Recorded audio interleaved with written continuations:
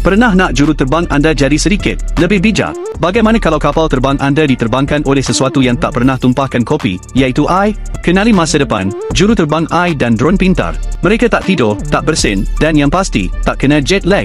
Drone ini bukan sekadar terbang, mereka berfikir. Pemetaan 3 di masa nyata, penjejakan objek, malah boleh lakukan koreografi secara berkumpulan.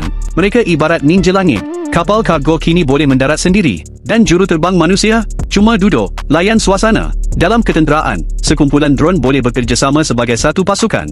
Bayangkan lebah robot tapi dengan enjin jet. Dan bukan sekadar untuk pertahanan. Drone AI kini menyelamatkan nyawa, mengesan kebakaran hutan, dan menghantar peralatan kecemasan. Mod hero diaktifkan. Ya, kadang-kadang mereka masih terlanggar pokok. Tapi, manusia pun begitu juga. Juruterbang AI sudah pun wujud. Mereka terbang lebih bijak, lebih pantas, dan tak pernah minta rehat ke tandas. Jadi, pasang tali pinggang. Atau biarkan sahaja drone melakukannya untuk anda.